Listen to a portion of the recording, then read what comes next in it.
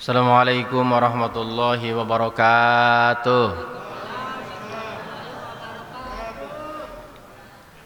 Innal hamdalillah nahmaduhu wa nasta'inuhu wa nastaghfiruh wa na'udzu billahi min shururi anfusina wa sayyiati a'malina. May yahdihillahu fala mudilla lahu wa may yudlil fala hadiyalah. Asyhadu an la ilaha illallah wahdahu la syarika lah wa asyhadu anna Muhammadan abduhu wa rasuluhu la nabiyya ba'dah.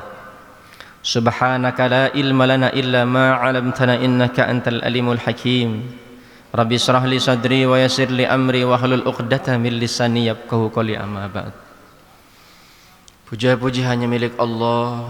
Salawat dan salam untuk baginda Rasulullah Muhammad sallallahu alaihi wasallam, keluarga, para sahabat dan juga para pengikutnya, yang mudah-mudahan kita termasuk umatnya yang dirindukan dan merindukan, umatnya yang dicintai dan mencintai. Dan mudah-mudahan wujud kecintaan kita kepada baginda Rasulullah Muhammad SAW dengan istiqomah menjalankan ajaran-ajarannya hingga ajal menjemput.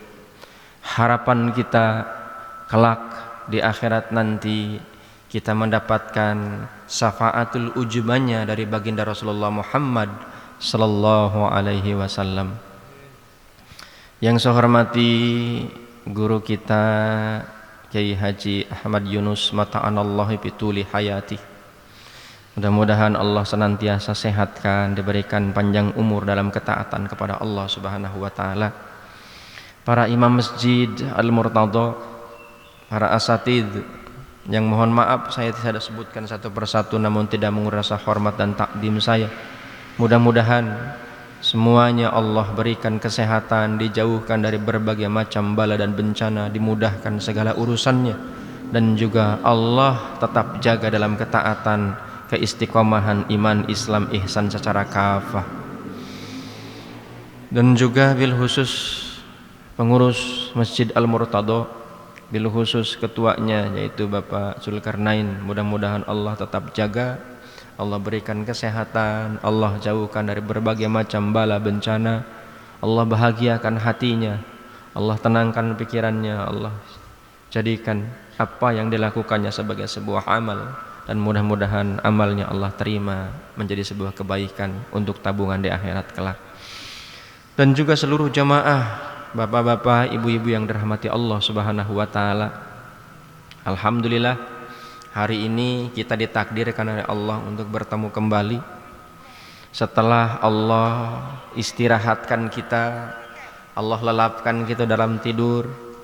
Betapa beruntung dan bahagia kita ketika kita menuju peraduan di tempat tidur, kita pun tidak lupa bersyukur kepada Allah dengan senantiasa menyebut namanya, dengan mengucapkan bismika Allahumma ahya wa bismika amut, menyerahkan seluruh hidupnya kepada Allah agar senantiasa Allah menjaga dari setiap gerak yang dilakukan ketika kita dalam kondisi yang tidak sadar.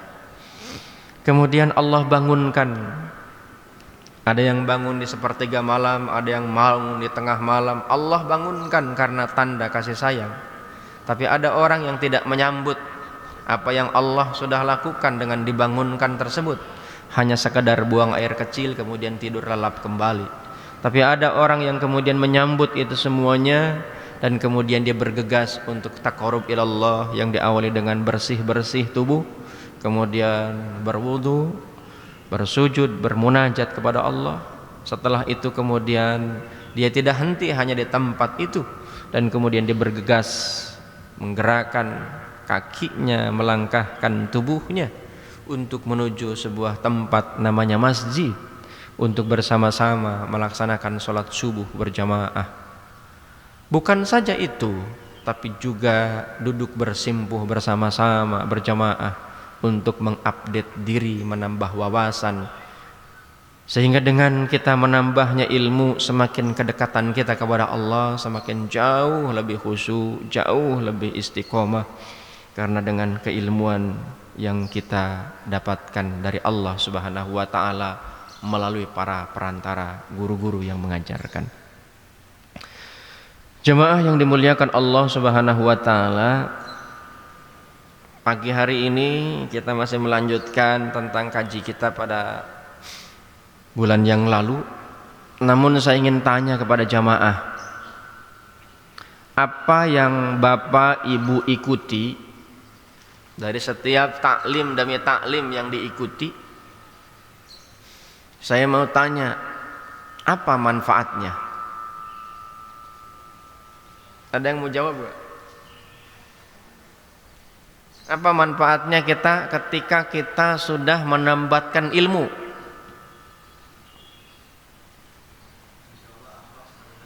Oh, insya Allah akhlak semakin baik kepada Allah. Setelah kita dapat ilmu, akhlak menjadi baik. Insya Allah itu tujuannya, ya. Nah, sekarang jamaah yang dimuliakan Allah Subhanahu wa taala, apa manfaat akhlak ketika kita setelah kita mendapatkan ilmu? Apa manfaatnya kalau kita berakhlak?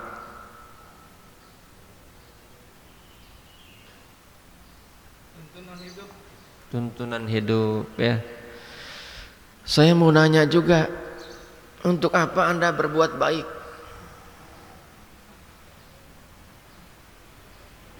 Kalau saya ngomong terus kan searah nih, belum tentu nyambung apa yang saya sampaikan. Saya mau tanya dulu, kita yang tadi nuntut ilmu supaya dapat tuntunan, ya kan, supaya menjadi berakhlak. Ini kan akhlak itu kan pasti kebaikan. Pertanyaannya, untuk apa Anda berbuat baik, atau kita semua berbuat baik untuk apa? Bu, untuk apa berbuat baik, Bu? Mendapatkan keridhaan Allah. Pertanyaannya, ridho itu apa? Kita sering ngedengar kata ridho kan? Nah, ini nanti kita bahas khusus. Tapi yang jelas ketika kita ditanya untuk apa kita berbuat baik, Al-Quran menjawab sebetulnya. Kata Allah di dalam Al-Quran surat ke-17, yaitu surat Al-Isra ayat ke-7. Kata Allah, in ahsantum ahsantum li anfusikum wa in asa'tum falaha. Jadi sesungguhnya kita ini berbuat baik bukan untuk orang lain, untuk diri kita. Jadi kalau kita berbuat baik, senyum, sebetulnya bukan senyum kepada orang, tapi senyum itu akan balik kepada kita. Kalau kita santun kepada orang, sesungguhnya bukan santun untuk orang, tapi santun untuk diri sendiri. Ketika kita membantu orang, maka sesungguhnya membantu diri kita sendiri. Ini jawaban Al-Quran. Jadi kalau kita ditanya, kenapa Anda berbuat baik? In ahsantum ahsantum li anfusikum wa in asa'tum falaha. Bahkan sebaliknya, ketika kita berbuat jahat, sesungguhnya kejahatan itu bukan untuk orang lain, tapi kejahatan itu untuk diri kita sendiri. Makanya baginda Nabi Muhammad sallallahu alaihi wasallam mengajarkan kepada kita senantiasa setiap saat kita mendoakan kebaikan untuk orang lain, dan doa yang paling ijabah kata baginda Nabi adalah doa kebaikan untuk orang lain dan orang yang kita doakan tidak tahu. Kalau kita ngasih tahu, saya doakan kamu, itu ngasih tahu namanya. Yang kadang-kadang hanya formalitas, doain kagak. Yang paling cakep dan ijabah itu doakan orang lain tanpa orang lain tahu yang kita doakan setiap saat. Dan kata baginda Nabi, ketika kita mendoakan kebaikan orang lain dan yang kita doakan tidak tahu, saat itu bahkan bukan saja 1, 2, ratusan, bahkan miliaran malaikat mengaminkan doa kita, dan dijamin demi Allah malaikat ini doanya diijabah.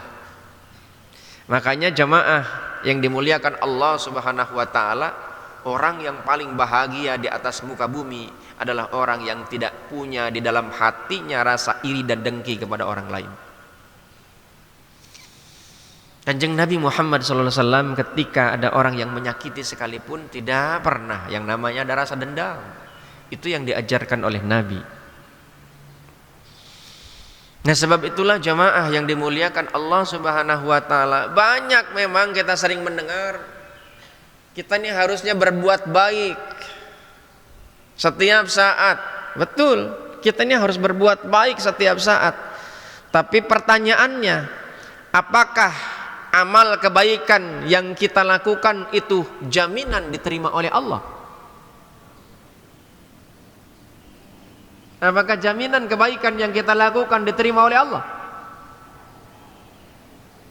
Ya, dijamin oleh Allah dengan syarat. Apa itu? Ilal ladzina amanu, kecuali orang-orang yang beriman. Makanya di dalam surat Wal Asri Allah menyampaikan, Wal Asri innal insana lafi khusr. Manusia ini oleh Allah dalam kondisi yang rugi. Semuanya dalam kondisi yang rugi. Ilal ladzina amanu, kecuali orang-orang yang beriman. Apakah sampai di situ? Enggak. Wa amilus solihat, dan juga yang beramal soleh. Beramal soleh itu adalah amal kebaikan. Dan jamaah yang dimuliakan Allah Subhanahu wa taala, dalam tataran manusia, dalam tataran keseharian, banyak orang yang berkata yang penting saya hidup berbuat baik. Itu oke. Tapi dalam tataran konsep Islam, dalam tatanan ajaran Islam, berbuat baik itu tidak cukup, tapi harus didasari dengan iman. Itulah yang disebut dengan akhlakul karimah. Makanya oleh Allah disampaikan kepada kita, ada orang yang berbuat baik tapi kebaikannya bagaikan debu yang berterbangan, amalnya tidak ada sama sekali. Bayangkan kita sudah ngaji, tengah malam sudah bangun, kebaikan demi kebaikan, kita sudah sedekah, sudah senyum sama orang, sama tetangga kita jaga walaupun jengkel, kita memperlihatkan tentang kekesalan kita. Tapi di hadapan Allah dijadikan amal-amal yang kita lakukan bagaikan debu yang berterbangan. Siapa ini yang mengatakan? Allah pula yang mengatakan kepada kita, ya kan? Allah pula yang mengatakan kepada kita. Kata Allah, wa qadimna ila ma amilu min amali faja'alnahu haba'an mansyura. Kata Allah, dan kami akan perlihatkan segala amal yang mereka kerjakan, lalu kami jadikan amal itu bagaikan debu yang berterbangan. Tidak ada artinya apa-apa. Maka jamaah yang dimuliakan Allah Subhanahu wa taala, sebagaimana yang saya sampaikan pada bulan-bulan yang lalu, bahwa akhlak itu definisinya apa? Lupa ya? Akhlak definisi apa? Perbuatan makhluk, kita ini manusia ya. Makhluk di sini khususnya adalah manusia.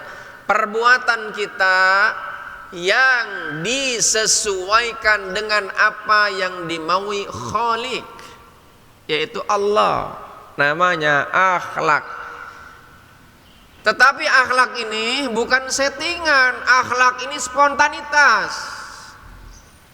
Jadi kalau ada orang yang kelihatan berbuat baik, tapi karena di depan orang banyak, ini juga masih ada beberapa pemahaman.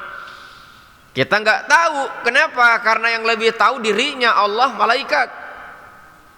Kadang ada juga orang yang berbuat baik memang sini sudah tabiatnya. Makanya akhlak itu disebut juga karakter, akhlak itu disebut dengan tabiat. Akhlak itu adalah alam bawah sadar, sudah kebiasaan. Jadi jemaah yang dimuliakan Allah Subhanahu wa taala, kalau ada orang yang berpakaian rapi itu karena ingin dilihat oleh orang supaya kelihatan dia Islami, itu belum tentu akhlak. Kenapa? Settingan. Kenapa? Karena bukan karena Allah, karena ingin dikatakan dia sebagai orang yang Islami. Sedekah, oh besar-besaran, saing-saingan, ya.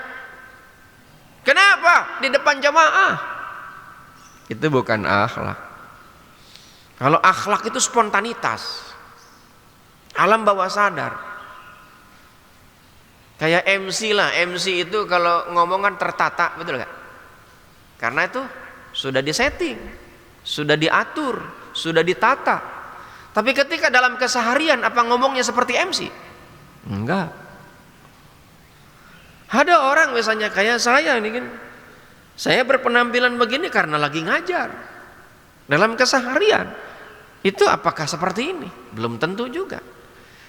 Tapi gini jamaah yang dimuliakan Allah Subhanahu wa taala, yang namanya akhlak secara garis besar adalah amaliyah yang dilakukan oleh yang namanya manusia, yang apa yang dilakukannya itu sesuai dengan apa yang diajarkan oleh Allah melalui Rasulnya, itu namanya akhlak. Dan itu contohnya kepada Rasulullah sallallahu alaihi wasallam.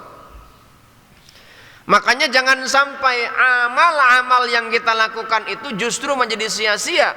Makanya ayat ini sebetulnya ditujukan kepada orang-orang yang bukan kebaikannya bukan karena atas nama Allah Subhanahu wa taala, yaitu di antara kaum-kaum di luar kaum muslimin. Ya. Kan kita sering melihat ada orang nyumbang ini, nyumbang itu, namanya kemanusiaan. Betul gak? Namanya kemanusiaan. Kalau dalam konsep ajaran Islam namanya sedekah. Kalau dalam ajaran agama lain nggak ada itu, namanya kemanusiaan. Yang sempat heboh ngasih 2 triliun walaupun bohong kan. Tapi itu sudah sempat bikin heboh kan. Betul gak? Kemanusiaan, orang terkagum-kagum gitu kan, sampai ada akhirnya ada orang yang nyinyir terhadap Islam gitu kan, karena memang dia nggak hobi terhadap Islam dan nggak seneng dengan Islamnya maju. Akhirnya apa? Disudut-sudutkan, dipojokkan gitu kan. Dia Islam tapi Islamnya Islam abangan. Dia senang ulamanya yang dipojokkan, ulamanya yang disudutkan. Jadi jamaah yang dimuliakan Allah Subhanahu wa taala, ini pentingnya kita memahami tentang konsep akhlak, dan akhlak itu meliputi segala aspek kehidupan.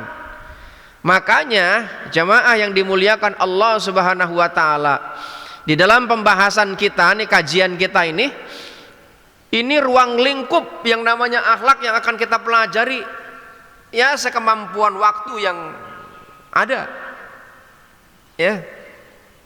Ini ada akhlak pribadi, akhlak yang diperintahkan, ada akhlak yang dilarang, akhlak yang dibolehkan, akhlak dalam keadaan darurat, bagaimana caranya. Termasuk ketika kita melakukan sebuah aktivitas yang ngantri, kadang-kadang ada orang yang menganggap dirinya lebih hebat, kemudian dia nyelak.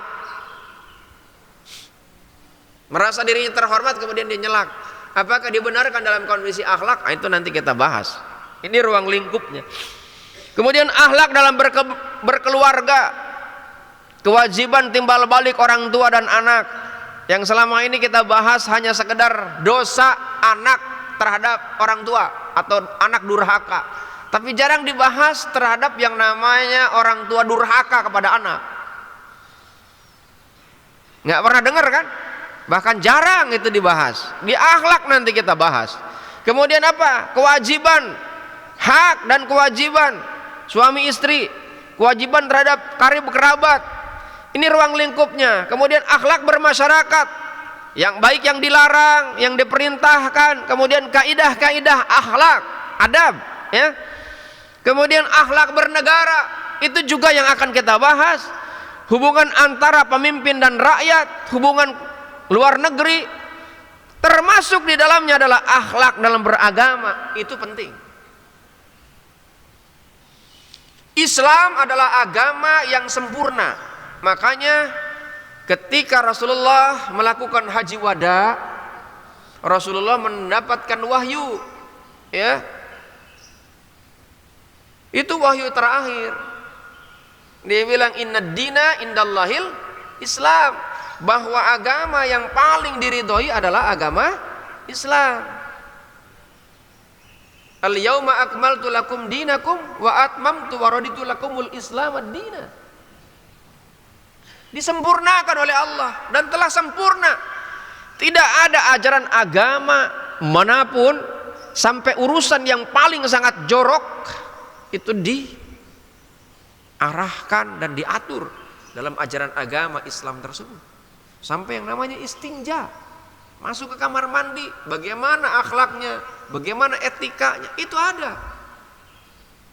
Dan ini kenapa harus dibahas? Supaya kita Islamnya kafah. Kenapa? Karena itu perintah. Ya ayyuhalladzina amanu dkhulu fis-silmi kafah. Itu perintah dari Allah. Bukan hanya sekedar kita sholat, bukan hanya sekedar kita puasa, bukan hanya sekedar kita syahadat, zakat, haji, bukan hanya sekedar itu, tapi ada hal-hal lain yang memang harus kita ketahui dan kemudian kita amalkan dalam keseharian kita. Kenapa?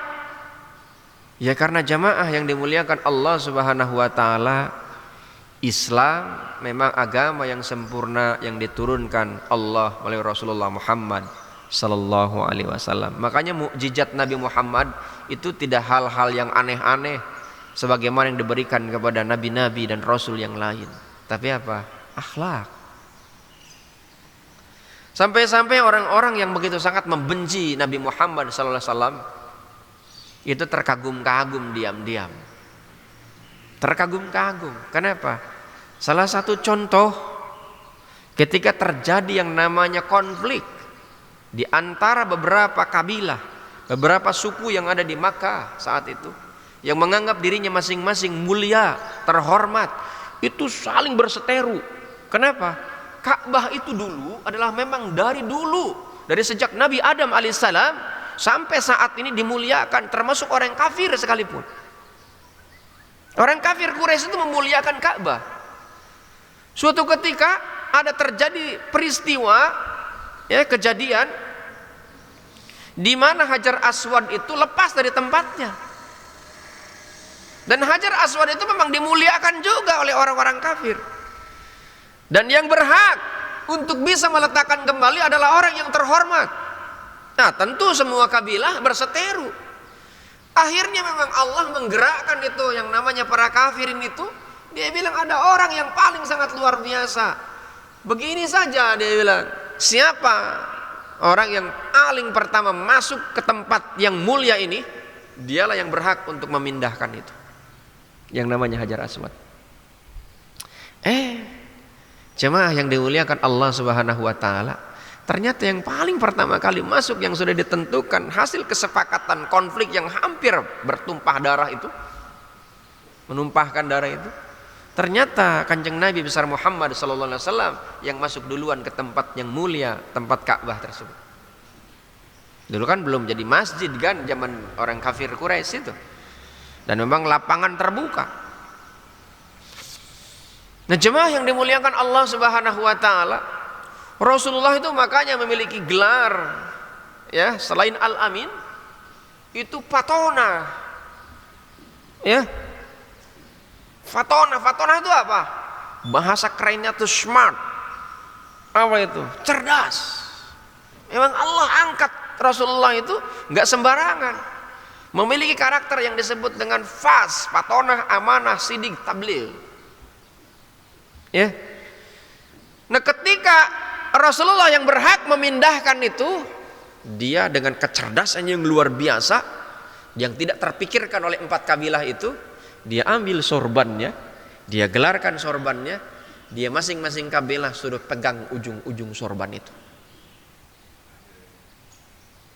Semuanya terhormati, semuanya terhargai, semuanya tidak ada yang dijatuhkan. Tapi jamaah kalau dia berpikir lebih serius, yang megang Hajar Aswad itu hanya Nabi Muhammad sallallahu alaihi wasallam. Itu hebatnya Nabi. Orang lain merasa terhibur, orang lain merasa terhormat, orang lain tidak merasa dijatuhkan. Kenapa?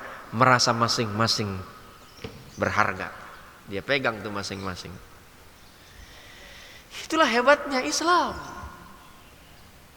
Makanya pentingnya akhlak. Maka pada bulan yang lalu saya sampaikan, itu kan ada yang namanya etika, ada yang namanya moral, ada yang namanya adab, ada yang namanya budaya, kan? Contohlah etika dengan akhlak. Bapak, Ibu, ada yang pernah naik pesawat? Ada yang pernah naik pesawat? Biasanya kalau naik pesawat duduknya bebas atau ditentukan? Ditentukan, kecuali Air Asia ya. Kalau Air Asia itu rebutan masuk dalam pesawat, rebutan di mana aja yang lebih duluan masuk. Tapi kalau pesawat-pesawat yang lain itu sudah ditentukan nomor tempat duduknya. Begitu masuk, ada nggak yang nyambut? Ada pramugari-pramugari yang cantik, pramugara-pramugara yang gagah, tampan, pakaiannya rapi, wangi, dengan santun dan ramah dia menyambut kita, kemudian mempersilahkan. Sebelumnya ditanya, nomor berapa Bapak tiketnya? Nomor sekian. Oh, sebelah sana, dianterin. Begitu bawa koper, biarkan saja saya yang akan menempatkannya. Sudah duduk saja yang nyaman, sambil senyum. Setelah pesawat di atas, ya, dalam kondisi yang sudah ada standarnya, sang pramugari menghampiri kita sambil menawari minuman dan makanan ringan, bahkan makanan berat. Bapak, mau minum apa? Sambil senyum tuh. Oh, minum teh. Tehnya teh celuk apa teh serbuk? Oh, sekarang dagang. Itu di pesawat lain kalau dagang. Kalau saya seringnya naik Garuda soalnya. Jadi jemaah yang dimuliakan, setelah itu, oh minumnya kita ini. Pak, makannya mau mana? Ada ikan, ada ayam, ada yang lainnya, ada mie. Ah, gitu ditawarin. Senyum. Itu waktu di pesawat. Begitu landing, Anda sampai di bandara, Anda keluar, ya. Ketika belum turun dari pesawat, belum keluar dari pesawat, itu yang namanya koper, yang namanya barang bawaan Anda masih diambilin tuh sambil senyum. Begitu Anda sudah keluar pesawat, Anda berpapasan dengan pramugari yang tadi, Anda senyum, kira-kira dibalas gak? Enggak. Kenapa? Udah keluar dari pesawat. Kok kenapa kita sampai berbunga-bunga ketika di pesawat? Itu etika, memang diajarin begitu. Saya kebetulan memang ngajar juga para pramugari itu yang di Kosambi itu, Garuda. Senyum gitu. Sampai kemudian kita nih berbinar-binar, merasa seperti layaknya raja. Sampai bahkan kemudian gak sedikit laki-laki yang naksir. Begitu keluar, loh, kita kok gak dibalas? Itu beda, sudah di luar.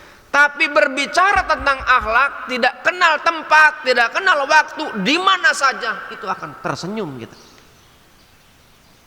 Itu bedanya. Sebab itulah jamaah yang dimuliakan Allah Subhanahu wa taala, kita kemarin membahas kenapa akhlak, ya. Kenapa akhlak? Karena yang sudah kita bahas kemarin, karena Rasulullah diutus oleh Allah, yang menjadi misi utama adalah akhlak. Innama bu'itsu liutammima makarimal akhlak. Sesungguhnya aku diutus oleh Allah adalah untuk menyempurnakan akhlak. Zaman itu kaum Quraisy, masyarakat Arab itu jahiliyah, bukan jahiliyah bodoh, tidak mengerti ini dan itu. Bodohnya karena dia tidak mengenal tentang aturan tata krama. Seorang laki-laki yang dianggap terhormat itu punya istrinya lebih dari ribuan, Pak. Kalau Rasulullah punya istri 13, itu sangat kecil, nggak ada apa-apanya. Ya kan? Istri Rasulullah ada 13. Tapi kita nggak bisa ngikutin apa yang dilakukan oleh Rasulullah. Ada kan orang yang mengaku Islam, istrinya 40, Pak. Sekarang itu ada yang istrinya 40. Wong bulan aja 30, gimana cara gilirnya? Ini istrinya 40, beneran ini. Oh, searching di internet. Dan itu kadang-kadang laki-laki mengatakan sunnah Rasul dengan itu. Nanti dulu, itu harus dikaji itu. Harus dipelajari lebih mendalam. Sehingga kita tidak mengatakan dikit-dikit sunnah Nabi, sedikit-dikit sunnah Rasul. Ya. Tapi di dalam batinnya ternyata bukan itu. Hanya sebagai kambing hitam saja kemudian Nabi itu. Kemudian kenapa akhlak dalam Islam itu menjadi istimewa? Karena ternyata salah satu ajaran pokok ajaran Islam adalah akhlak. Pokok, berarti pokok itu apa? Utama. Kalau pohon ada daun, nggak ada pokoknya, daunnya manfaat gitu. Nggak ada, Pak. Daunnya habis, sudah selesai. Oh, nggak ada pokoknya. Pokok itu pohon utama. Kita ini sholat, kita ini syahadat, kita ini zakat, ini puasa, tapi ya pokoknya nggak ada. Maka itu menjadi sia-sia. Makanya tadi bagaikan debu yang berterbangan. Kita hafal ayat Al-Quran, hafiz, bukan saja 30 juz, 40 juz, nggak tahu 10 juznya dari mana itu. Tapi akhlaknya nggak dipakai, ya sudah, sia-sia. Kemudian kenapa akhlak? Karena akhlak yang baik akan memberatkan timbangan di akhirat kelak. Jemaah yang dimuliakan Allah Subhanahu wa taala, kemarin yang sudah kita bahas kan baru 2 kan? Ya, yaitu akhlak merupakan ajaran pokok dalam Islam. Ya. Dan bahkan Rasulullah SAW kan pernah ditanya oleh para sahabat. Kata para sahabat, apakah agama itu ya Rasulullah? Kata baginda Nabi, agama itu adalah akhlak yang baik. Jadi kalau orang yang kemudian sudah ilmunya tinggi, wawasannya luas, tapi kemudian dia sombong, tidak menghormati yang lebih tua, itu 0. Jumawa, merendahkan orang, itu nggak ada apa-apanya. Dia menganggap saja ilmunya tinggi. Aslinya dalam ajaran Islam, orang kalau sudah luas ilmunya, bahkan filsafat pun mengajarkan, semakin dia belajar, semakin dia bodoh. Kenapa? Karena kata Allah, wa ma utitum minal ilmi ila qalila. Ilmu yang dicurahkan kepada kita itu hanya sedikit. Kalau diibaratkan ada ranting yang dicelupkan ke samudra yang nan luas, kemudian keluar tetesan dari ranting itu, maka tetesan itu dibandingkan dengan ilmu yang diberikan kita yang serba tahu itu, gak ada apa-apanya dibandingkan dengan tetesan itu. Lebih besar tetesan itu. Artinya apa? Kita ini gak ada apa-apanya. Makanya jemaah yang dimuliakan Allah Subhanahu wa taala, kenapa Allah menurunkan wahyu surat Al-Alaq ketika Rasulullah berhalwat, bertahanus di Gua Hiro yang cukup lama itu? Itu memberikan pelajaran bagi kita agar ketika kita memiliki ilmu jangan sampai lupa untuk menyebut nama Allah. Iqra bismi rabbikal ladzi khalaq, yang menciptakan kita. Tadi akhlak, khaliq, makhluk, itu satu akar kata. Maka ketika kita membaca, ketika kita belajar, ketika kita menuntut ilmu, ketika ilmu yang sudah kita dapat membuat kita dekat dengan Allah, bukan jauh dengan Allah. Orang yang dekat dengan Allah semakin santun kepada siapapun, menghormati siapapun, termasuk orang yang paling hina dan dihinakan oleh orang yang lain, termasuk kepada binatang sekalipun. Saya pernah menyaksikan ada orang yang kemudian dihormati, Pak. Menghormati. Dia sama orang santun, tapi sama binatang nggak santun, Pak.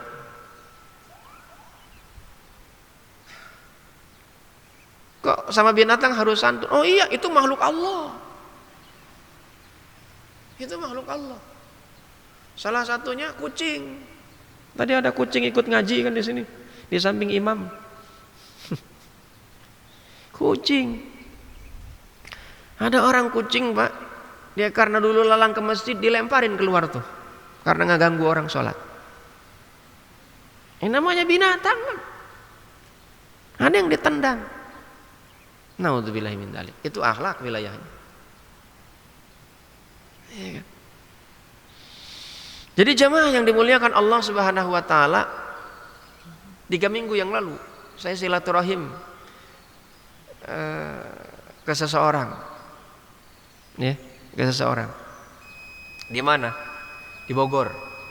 Kenapa saya silaturahim? Karena saya lihat situs YouTube. Ya. Saya memang bukan kebetulan, Allah takdirkan pulang dari saya nengok anak saya di pesantren. Saya bilang kita mau silaturahim lah. Tempat yang saya silaturahim itu ibu-ibu biasa lah gitu. Tapi yang luar biasa bagi saya, dia itu ngerawat kucing, Pak. Itu ratusan kucing. Sampai bahkan awal pernah juga 1.500 kucing. Yang dirawat bukan kucing untuk dijual belikan yang kucing ras, tapi kucing-kucing kampung yang budugan, yang ada ditendang, ada yang bahkan pernah dipukul kepalanya oleh yang begitu. Saya sempat meneteskan air mata, saya bilang, ibu luar biasa, saya bilang.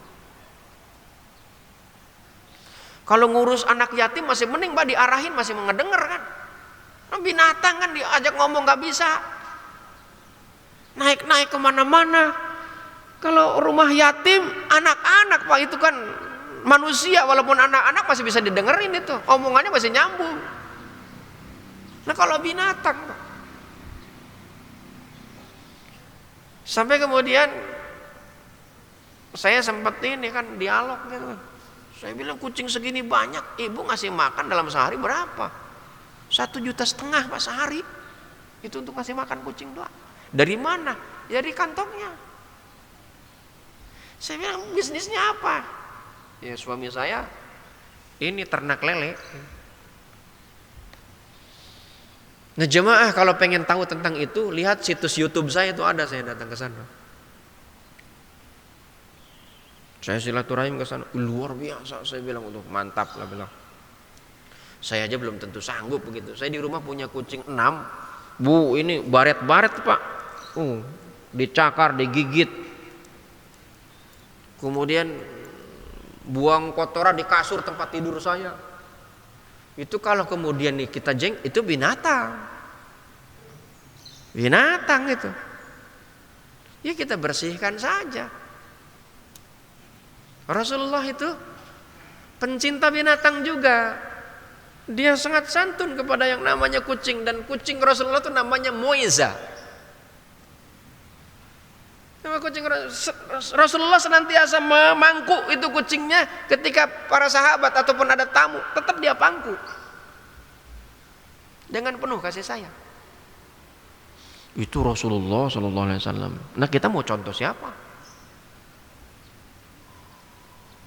Saya punya kucing ada 6 di rumah itu, saya mandiin sendiri.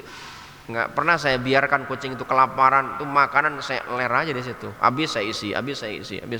Pokoknya nggak boleh kelaparan. Bahkan ada seorang wanita yang masuk neraka itu gara-gara dia mengunci kucing di dalam kandang dalam kondisi yang haus dan lapar. Hati-hati itu. Itu hadis. Bahkan ada dalam sebuah riwayat, ada seorang wanita masuk surga gara-gara dia hampir mati, tapi dia memberikan minum kepada anjing. Coba, anjing itu adalah najis mughaladah, itu kalau dipegang. Nah, kalau nggak nempel ya kagak. Ya kan? Anjingnya itu akan menjadi najis mughaladah. Ini kaitan dengan akhlak juga. Ada anjing lewat nggak ngapa-ngapain ditimpuk, coba. Anjing lewat nggak ngapa-ngapain ditimpuk, ditendang. Karena najis mughalladhah itu akhlak. Itu makhluk Allah. Apalagi sama manusia, Pak. Oh, kita sama manusia harus lebih. Manusia nggak ngapa-ngapain, kita judesin, kita cemberutin. Ini akhlak. Makanya pokok ajaran Islam adalah akhlak. Yang ketiga, kata Rasulullah SAW, bahwa akhlak yang baik akan memberatkan timbangan seseorang nanti pada hari kiamat. Di dalam hadis Rasulullah SAW, Rasulullah menyampaikan kepada kita dalam sebuah sabdanya yang diriwayatkan oleh Imam Tirmizi, "Ma min syai'in athqalu fi mizanil mu'minin yaumul qiyamah min husnil khuluq." Kata Rasulullah bahwa timbangan itu bagi orang yang beriman di akhirat kelak itu ketika seseorang memiliki akhlak yang baik. Dan lihat, ajaran Islam itu ibadah yang dilakukan. Kalau dalam ilmu fikih, ibadah itu kan terbagi dua, ada ibadah mahdhoh, ada ibadah ghair mahdhoh. Ibadah mahdhoh itu ibadah pokok seperti apa? Syahadat, salat, zakat, puasa, haji. Itu harus terwujud dalam amaliyah keseharian kita.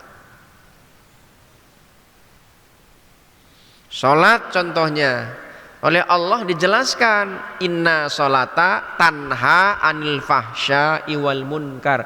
Itu perilaku. Seseorang belum dianggap sholat kalau dia belum tercegahnya perbuatan keji dan munkar, ingkar, yang dibenci oleh Allah Subhanahu wa taala.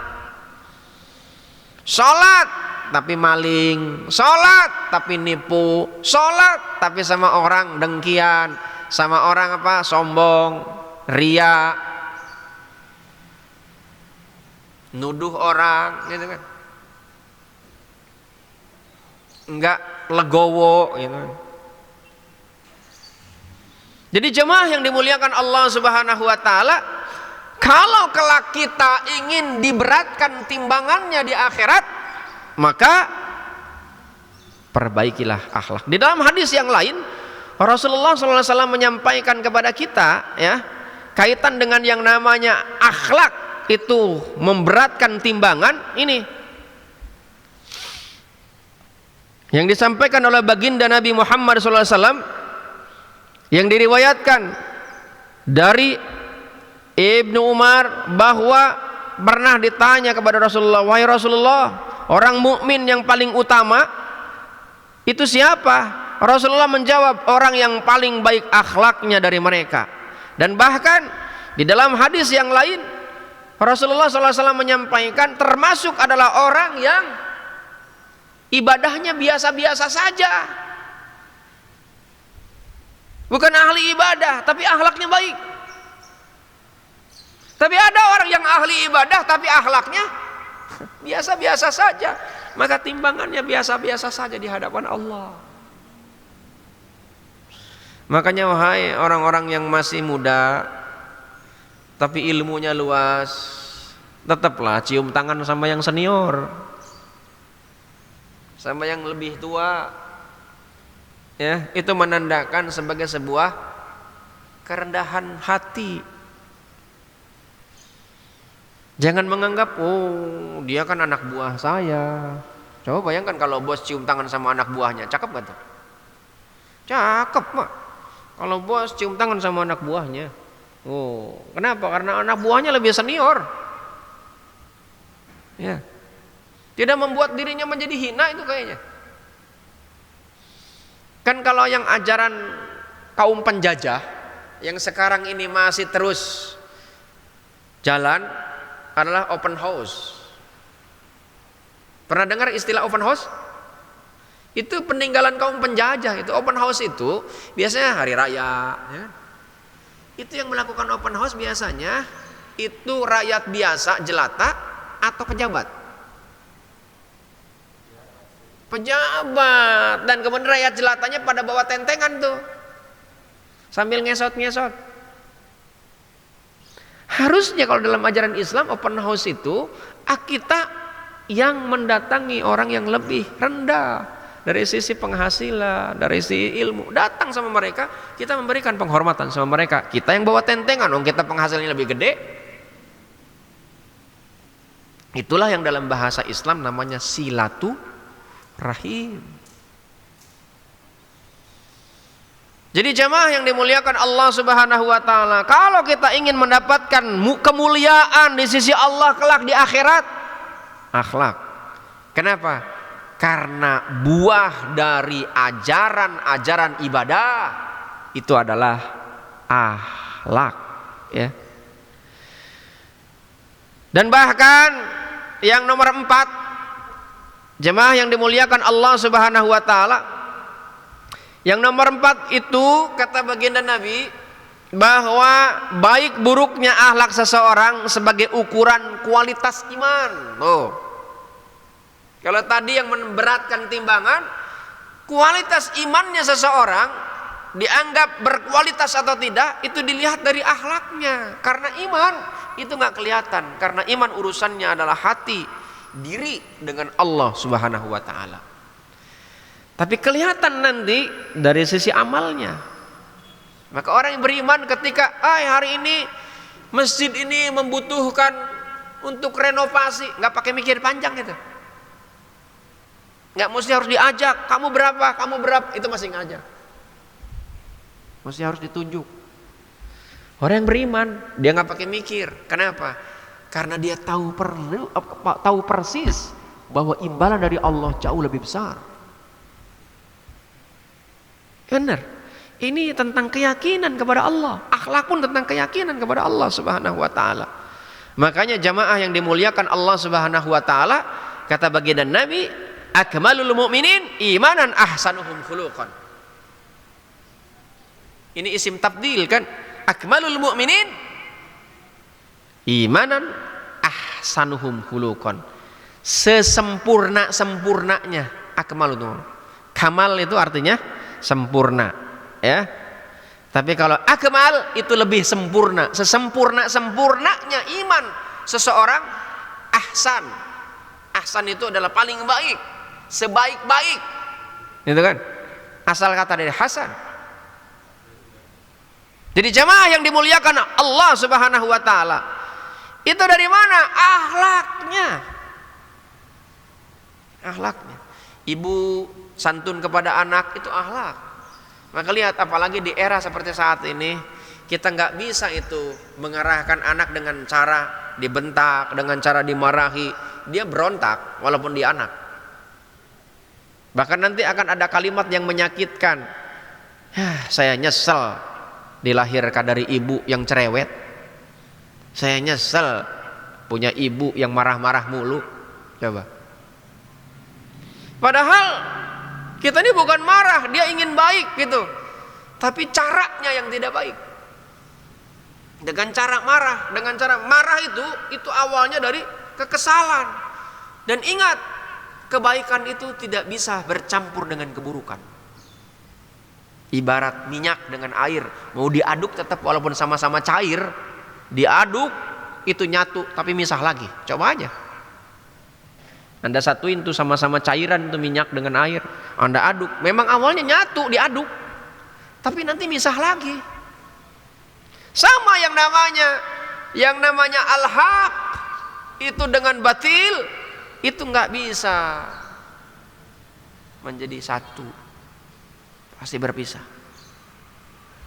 Nah sebab itulah jamaah yang dimuliakan Allah Subhanahu wa taala, kalau kita ingin menjadi orang yang paling baik imannya adalah perbaiki akhlaknya. Demikianlah yang dapat saya sampaikan. Kalau ada yang mau tanya, saya persilahkan 1 atau 2 orang. Kalau nggak ada ya cukup. Baik, Terima jamaah kasih. sekalian, apa ada yang bertanya dari ibu-ibu atau bapak-bapak?